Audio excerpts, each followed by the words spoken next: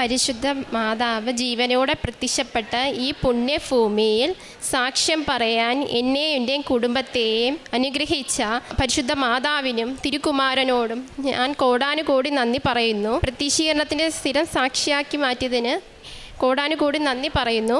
എൻ്റെ പേര് ലക്ഷ്മി. ഞാൻ കൊല്ലത്തു നിന്ന് വരുന്നു. കൂടെ വന്നിരിക്കുന്ന എൻ്റെ ചേച്ചിമാരും മൂത്ത ചേച്ചിയുടെ ഹസ്ബൻഡും ഇളയ ചേച്ചിയുടെ കുഞ്ഞുങ്ങളുമാണ്. പിന്നെ അമ്മയുണ്ട്. ഞാൻ ഉടമ്പടി എടുത്തത് 31/10/2022 ഞാനൊരു അക്രൈസ്തവയാണ്.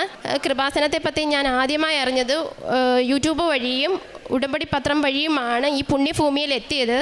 എൻ്റെ കല്യാണം നടക്കണം എന്നാണ് ആദ്യം ഞാൻ ഉടമ്പടി വെച്ചത്. അത് നല്ല രീതിയിൽ തന്നെ നടന്നു. അതിന് സാമ്പത്തിക സ്ഥിതി ഇല്ലായിരുന്നു. അത് പ്രോപ്പർട്ടി വിറ്റാലേ നമ്മൾ കല്യാണം നടക്കൂ എന്നൊരു സ്ഥിതിയായിരുന്നു. അതിന് 2 വർഷമായിട്ട് മുടങ്ങിക്കിടന്ന ഒരു വസ്തു കച്ചവടമായിരുന്നു. അത് കല്യാണത്തിന് 3 മാസം ബാക്കിയുള്ളപ്പോഴാണ് ഇത് കച്ചവടമായത്. അത് വിശുദ്ധ ഉടമ്പടി ഉപ്പ് ആ ഭൂമിയിൽ വിതറി വിശ്വാസ പ്രമാണം ചൊല്ലിയതിൻ്റെ ഫലമായിട്ടാണ് കച്ചവടം പെട്ടെന്ന് നടന്ന് കല്യാണം നല്ല വൃത്തിയായിട്ട് നടന്നു. പിന്നെ ഞാൻ വെച്ചത് എൻ്റെ ചേച്ചിയുടെ കാര്യമാണ്. എൻ്റെ പേര് മായ രാജേഷ്. ഞാൻ കൊല്ലത്തു നിന്നാണ് വരുന്നത്. ഞാൻ ഉടമ്പടി എടുത്തത് 31/10/2022 എൻ്റെ കല്യാണം കഴിഞ്ഞിട്ട് രണ്ട് വർഷം കഴിഞ്ഞാണ് ഞാൻ ഫസ്റ്റായിട്ട് ക്യാരിങ് ആയത്. ആയ സമയം ഫസ്റ്റ് മന്ത് തൊട്ടേ എനിക്ക് ബ്ലീഡിങ് ഉണ്ടായിരുന്നു. എനിക്ക് ഹെമറ്റോമയായിരുന്നു. 6 മന്ത് ആയപ്പോഴത്തേക്ക് അത് അബോട്ടായി. അത് കഴിഞ്ഞ് 6 മന്ത് കഴിഞ്ഞതിന് ശേഷമാണ് ഞാൻ രണ്ടാമത് ക്യാരിങ് ആയത്. എനിക്ക് BP-യും ഷുഗറും ഉണ്ടായിരുന്നു ലാസ്റ്റ് മന്ത് ആയപ്പോഴത്തേക്ക്. ലാസ്റ്റ് മന്തിൽ 9th മന്തിൽ സ്കാനിങ് കഴിഞ്ഞതിന് ശേഷം വീട്ടിൽ വന്ന് ചെക്കപ്പ് കഴിഞ്ഞതിന് ശേഷം വീട്ടിൽ വന്നതിന് ശേഷം എനിക്കൊരു പെയിൻ വന്ന് ഹോസ്പിറ്റലിൽ പോയപ്പോൾ അവർ പറഞ്ഞു ഫേക്ക് പെയിനാ, പോയിച്ച് വരാം എന്ന് പറഞ്ഞ് വിട്ടേക്കാൻ പറഞ്ഞു. അപ്പോഴത്തേക്ക് പറഞ്ഞു നമുക്കൊന്നുകൂടെ ഒന്ന് നോക്കാമെന്ന് പറഞ്ഞപ്പം കുഞ്ഞ് ബ്രീച്ചിലായിരുന്നു.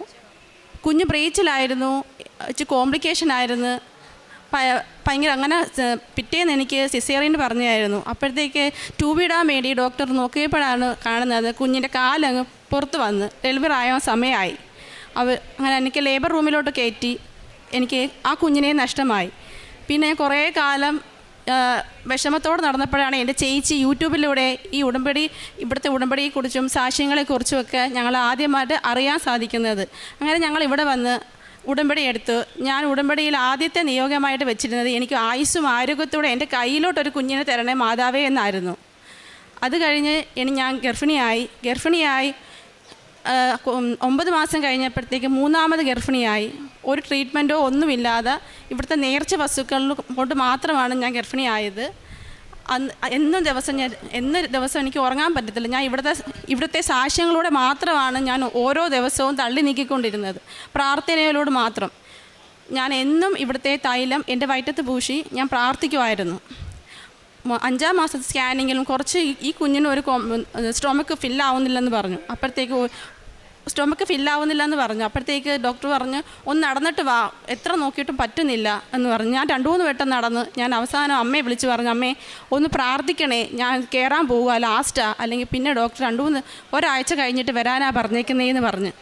അങ്ങനെ ഞാൻ എൻ്റെ വയറ്റത്ത് തൈലം പൂശി ഞാൻ പ്രാർത്ഥിച്ചിട്ട് കയറിയ പാടെ തന്നെ എനിക്ക് എൻ്റെ കുഞ്ഞിൻ്റെ സ്റ്റൊമക്കും ഫില്ലായി. അപ്പോഴത്തേക്ക് അത് കഴിഞ്ഞ് ജൂൺ 26 എനിക്ക് പെയിൻ വന്ന് എന്നെ ലേബർ റൂമിൽ കയറ്റി. എനിക്ക് അത്രയും കോംപ്ലിക്കേഷനൊക്കെ ഉണ്ടായതുകൊണ്ട് എനിക്ക് ഓരോ ദിവസവും ഇഞ്ചക്ഷൻ, മാസത്തിൽ ഇഞ്ചക്ഷൻ, ആഴ്ചകൾ ഇഞ്ചക്ഷൻ എല്ലാം ഉണ്ടായിരുന്നു. എനിക്ക് പെയിൻ വരുന്നതിൻ്റെ തലേ ദിവസം ഞാൻ ഇവാപെറിൻ്റെ ഇഞ്ചക്ഷൻ എടുത്തു. അപ്പം 12 hours കഴിഞ്ഞാലേ എനിക്ക് സിസേറിയൻ ചെയ്യാൻ പറ്റൂ. എനിക്ക് നോർമലായിട്ട് നടക്കും, പക്ഷേ പാസ്റ്റ് ഹിസ്റ്ററി കുറച്ച് മോശമായതുകൊണ്ട് ഞാൻ തന്നെയാണ് ഡോക്ടറിനോട് പറഞ്ഞ് എനിക്ക് സിസേറിയൻ മതിയെന്ന്. അപ്പോഴത്തേക്ക് ഡോക്ടറും അവിടെ ആ 12 hours കഴിയാൻ വേണ്ടി രാത്രി 2 മണിക്കൊക്കെ ഡോക്ടർമാർ ഇങ്ങനെ നോക്കി നിൽക്കുക എനിക്ക് ഉടനെ സർജറി ചെയ്യാൻ വേണ്ടി. 2:28 എനിക്ക് സർജറി കഴിഞ്ഞു. കഴിഞ്ഞ സമയത്ത് പുറത്ത് അമ്മയും എൻ്റെ അനിയത്തിയും പ്രത്യക്ഷീകരണ പ്രാർത്ഥന ചൊല്ലിക്കൊണ്ടിരിക്കുകയാണ്. അപ്പം 2:25 ഞാൻ കഴിഞ്ഞു. കുറച്ച് കഴിഞ്ഞപ്പോഴത്തേക്ക് പുറത്ത് അതിസുന്ദരിയായ ഒരു സ്ത്രീ വന്ന് എൻ്റെ അമ്മയോടും ഹസ്ബൻഡിനോടും അനിയത്തിയോടും പറഞ്ഞു മായ പ്രസവിച്ചു, ആൺകുഞ്ഞാണ്, അമ്മയും മകനും സുഖമായിട്ടിരിക്കുന്നു എന്ന്. അപ്പോൾ ഹസ്ബൻഡ് എൻ്റെ കൂടെ ചെക്കപ്പിനൊക്കെ സ്ഥിരം വരുന്നയാ. ആ സമയത്ത് വേറെ ഒരു ദിവസം 10-20 സിസേറിയൻ നടക്കുന്ന ഹോസ്പിറ്റലാണ്.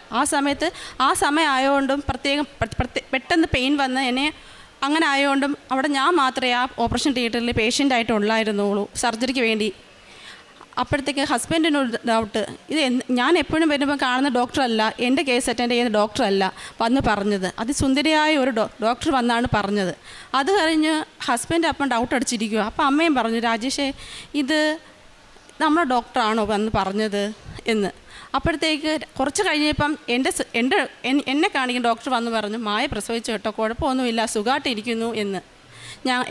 ഞാനും എൻ്റെ കുടുംബവും എല്ലാം വിശ്വസിക്കുന്നത് അമ്മ മാതാവാണ് വന്ന് പറഞ്ഞത് എന്നാണ്, സഞ്ചാരി മാതാവാണ് വന്ന് പറഞ്ഞത് എന്നാണ്.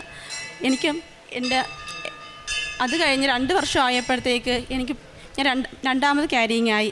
ആ മോൾക്ക് ഇന്ന് 3 മാസം ആവുകയാണ്.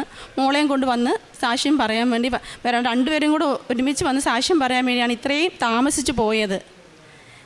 രണ്ടാമത്തെ കുഞ്ഞിനെ ഗർഭിണിയായ സമയത്ത് ഞാനിങ്ങനെ സ്കാനിങ്ങിന് ഞാൻ മാതാവിന് പറഞ്ഞു, ആദ്യമേ എനിക്ക് ആദ്യത്തെ സമയത്ത് എനിക്ക് ഒരുപാട് ലാഗ് ചെയ്തു. സ്കാനിങ് റിപ്പോർട്ടിനും സ്കാനിങ്ങിനൊക്കെ എന്തൊക്കെയോ കോംപ്ലിക്കേഷനൊക്കെ വരും. പക്ഷേ മൂക്കാണെങ്കിൽ ഞാൻ ഒരു തരത്തിലുള്ള മരുന്നോ ഇഞ്ചക്ഷനോ കാര്യങ്ങളോ ഒന്നും ഇല്ലാതെ അന്ന് തൊട്ട് പ്രസവത്തിൻ്റെ തലേന്ന് വരെയും ഈ ഉടമ്പടി തൈലം പൂശി ഞാൻ പ്രാർത്ഥിക്കുമായിരുന്നു.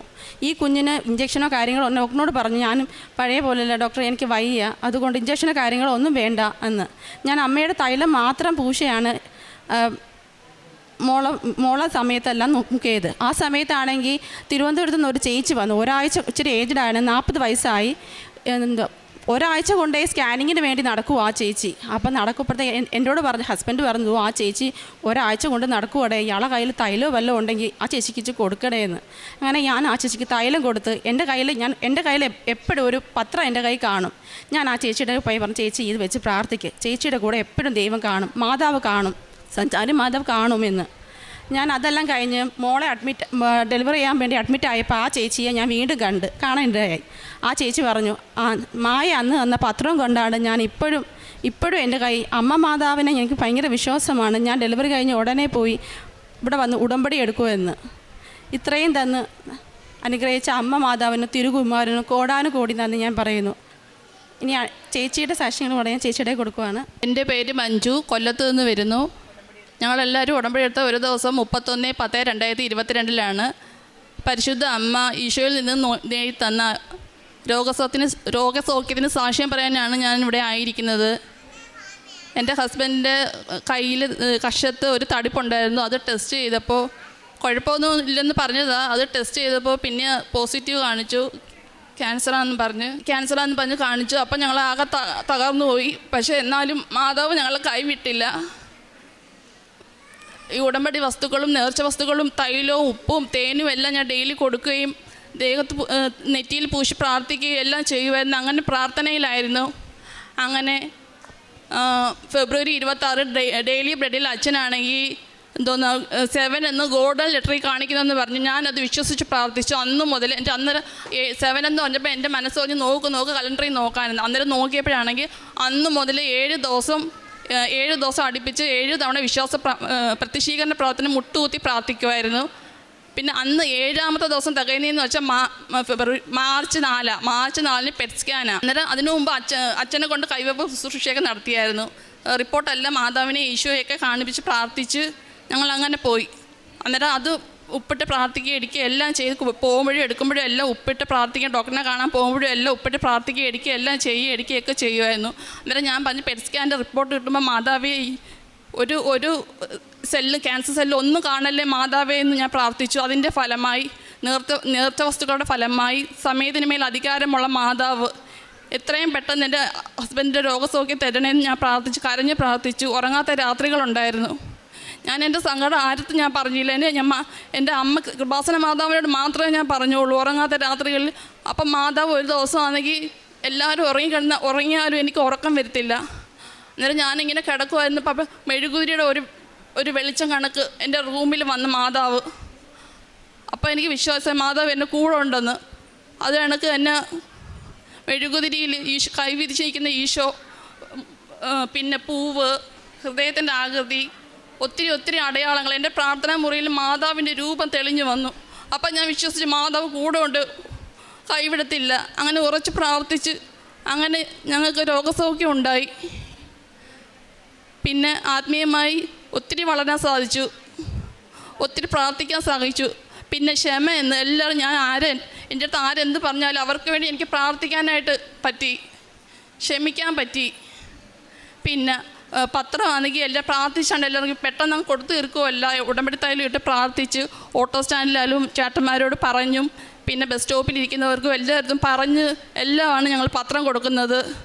പിന്നെ കാരുണ്യ പ്രവൃത്തിയായിട്ട് പൊതിച്ചോറ് കൊടുക്കുമായിരുന്നു. ഈ അസുഖം വരുന്നതിന് മുമ്പേ ക്യാൻസർ പേഷ്യൻസിനെല്ലാം ആശുപത്രിയിൽ പോയി പറഞ്ഞ് പത്രവും കൊടുത്ത് എണ്ണയൊക്കെ ഇട്ട് അങ്ങനെ ഞങ്ങൾ പ്രാർത്ഥിക്കുമായിരുന്നു, പ്രേക്ഷിത പ്രവർത്തനം ചെയ്യുമായിരുന്നു, കാരുണ്യ പ്രവൃത്തി ചെയ്യുമായിരുന്നു. ആത്മീയ ജീവിതത്തിൽ ഒത്തിരി മുന്നേറാൻ സാധിച്ചു. ജപമാല ചൊല്ലുകയും പിന്നെ മറ്റുള്ളവർക്ക് വേണ്ടി പ്രാർത്ഥിക്കാനായിട്ട്. ഞങ്ങൾക്ക് ഇപ്പോൾ ഈ അസുഖം വന്ന് ഞങ്ങളുടെ കാര്യം മാത്രമല്ല പ്രാർത്ഥിച്ച, മറ്റുള്ളവർക്ക് വേണ്ടി അവിടെ ചെല്ലുമ്പോൾ ഓരോ രോഗികളെ കാണുമ്പോഴും എനിക്ക് ഞാൻ മാത്രമായിരിക്കും അവിടെ ഇങ്ങോട്ട് പോകുന്നത്. അപ്പോൾ അത് അവർക്ക് വേണ്ടി പ്രാർത്ഥിക്കാൻ സാധിച്ചു. ഈ അവിടെ ഹോസ്പിറ്റലിൽ ട്രീറ്റ്മെൻറ്റ് കിടക്കുമ്പോൾ ഈ ഹസ്ബൻഡും കിടന്ന് ഉറങ്ങും. രാത്രി ഞാനാണെങ്കിൽ അവർക്കും മറ്റുള്ളവരുടെ കരച്ചിലും അതും ഇതും കേട്ട് ഞാൻ അവർക്ക് വേണ്ടി പ്രാർത്ഥിക്കാൻ സാധിച്ചു. എനിക്ക് എല്ലാത്തിനും ഇന്നോളം ഈ നിമിഷം വരെ ഞങ്ങൾ ചേർത്ത് പിടിച്ച എല്ലാവർക്കും പ്രാർത്ഥിച്ചതിന്, ഞങ്ങളെ കൂടെ നിർത്തിയതിന് എല്ലാത്തിനും നന്ദി പറയുന്നു. ഇനിയും ഈ ഉടമ്പടിയിലായിരിക്കും ഞാനും എൻ്റെ കുടുംബവും അമ്മയുടെ ഉടമ്പടിയിലായിരിക്കും എന്ന് പ്രാർത്ഥിക്കുന്നു. ഞങ്ങൾക്ക് വന്ന എല്ലാ അനുഗ്രഹങ്ങൾക്കും കൃപകൾക്കും 1000 നന്ദി. ദൈവത്തിൽ ആശ്രയിക്കുന്നവർ വീണ്ടും ശക്തി പ്രാപിക്കും. അവർ കഴുകന്മാരെ പോലെ ചിറകടിച്ചുയരും. അവർ ഓടിയാലും ക്ഷീണിക്കുകയില്ല, നടന്നാൽ തളരുകയുമില്ല. യെശയ്യാ പ്രവാചകൻ്റെ പുസ്തകം 40-ാം അധ്യായം 31-ാം വചനമാണ്. ഈ കുടുംബം മുഴുവൻ ഉടമ്പടിയിലാണ്. ഇന്ന് കൈക്കുഞ്ഞുമായിട്ടാണ് പരിശുദ്ധാമ്മയുടെ പ്രത്യക്ഷീകരണത്തിന് സാക്ഷിയായിട്ട് അക്രൈസ്തവ കുടുംബമാണ്. പക്ഷെങ്കിൽ ഈശോയിലും അമ്മയിലുമുള്ള സ്നേഹമാണ് അവരെ കൂടുതൽ അടുപ്പിക്കുകയും അവരെല്ലാ അനുഗ്രഹങ്ങളും ഈശോയിൽ നിന്ന് ലഭിക്കുകയും ചെയ്തത് അവരുടെ വിശ്വാസമാണ്. മത്തായിയുടെ സുവിശേഷം 21-22 പറയുന്നത് പോലെ വിശ്വാസത്തോടെ പ്രാർത്ഥിക്കുന്നതെല്ലാം നിങ്ങൾക്ക് ലഭിക്കുമെന്നാണ്. ഈ മക്കൾ വിശ്വാസത്തോടെ ആത്മാർത്ഥതയോടെ പ്രാർത്ഥിച്ചതിൻ്റെ ഫലമായിട്ടാണ് പ്രാർത്ഥിച്ചതെല്ലാം ദൈവം അനുഗ്രഹിച്ച് വാരിക്കോരി ഇവരെ സഹായിച്ചത്. അവനെ വിശ്വസിക്കുന്ന ഒരുവനെ ലജ്ജിക്കേണ്ടി വരികയില്ല എന്നാണ് വിശുദ്ധ ഗ്രന്ഥത്തിൽ പറയുന്നത്. റോമാക്കാർക്ക് എഴുതിയ ലേഖനം 10:11 പറയുന്നത്. ഉടമ്പടിയിലായിരിക്കുന്ന മക്കളുടെ ജീവിതത്തിൽ നമുക്കൊരിക്കലും ലജ്ജിക്കേണ്ടി വരത്തില്ല. കാരണം ദൈവത്തിൽ ആശ്രയിക്കുന്നവർ വീണ്ടും ശക്തി പ്രാപിക്കും. അവർ കഴുകന്മാരെ പോലെ ചിറകടിച്ചുയരും. അവർ ഓടിയാലും ക്ഷീണിക്കുകയില്ല, നടന്നാൽ തളരുകയുമില്ല. നമ്മുടെ ജീവിതത്തിലും നമ്മുടെ എല്ലാ പ്രതിസന്ധികളും പ്രശ്നങ്ങളും ബുദ്ധിമുട്ടുകളും എല്ലാം ദൈവത്തിൽ ആശ്രയിച്ച് അവിടുത്തെ ശക്തി പ്രാപിക്കാനായിട്ട് നമുക്ക് പ്രാർത്ഥിക്കാം. കഴുകന്മാരെ പോലെ ചിറകടിച്ചുയരാൻ ആത്മധൈര്യത്തോടെ ഈശോയുടെ അമ്മയുടെ സാന്നിധ്യത്തോടെ ചിറകടിച്ചുയരാനുള്ള അനുഗ്രഹത്തിനായിട്ടും ഓടിയാലും ക്ഷീണിക്കാത്ത, നടന്നാലും തളരാത്ത ആ പ്രസൻസിന് വേണ്ടിയിട്ട് ദൈവത്തിൻ്റെ സാന്നിധ്യം കൂടെ ഉണ്ടെങ്കിൽ നമ്മൾ തളരുകയില്ല, ക്ഷീണിക്കുകയില്ല, വിഷമിക്കുകയില്ല. ആ സാന്നിധ്യത്തിന് വേണ്ടി നമുക്കും ആ ദൈവാനുഭവം ലഭിക്കുവാനായിട്ട് നമുക്ക് പ്രാർത്ഥിക്കാം. ലക്ഷ്മിക്കും മഞ്ജുവിനും മായയ്ക്കും ഈ മുഴുവൻ കുടുംബത്തിന് ലഭിച്ച എല്ലാ അനുഗ്രഹങ്ങൾക്കും നമ്മൾക്ക് കരങ്ങളടിച്ച് ദൈവത്തെ മഹത്വപ്പെടുത്താം. യേശുവേ നന്ദി, യേശുവേ സ്തുതി, ആവേ മരിയ. അത്യപൂർവ ദൈവാനുഭവങ്ങൾ ഇനി നിങ്ങൾക്കും സ്വന്തം. ഈ യൂട്യൂബ് ചാനൽ ഇതുവരെ സബ്സ്ക്രൈബ് ചെയ്തിട്ടില്ലെങ്കിൽ ഇപ്പോൾ തന്നെ സബ്സ്ക്രൈബ് ചെയ്യുക. ഈ വീഡിയോ ഇപ്പോൾ തന്നെ നിങ്ങളുടെ സുഹൃത്തുക്കൾക്ക് ഷെയർ ചെയ്തുകൊണ്ട് കർത്താവിൻ്റെ പ്രേക്ഷിതരാകുക.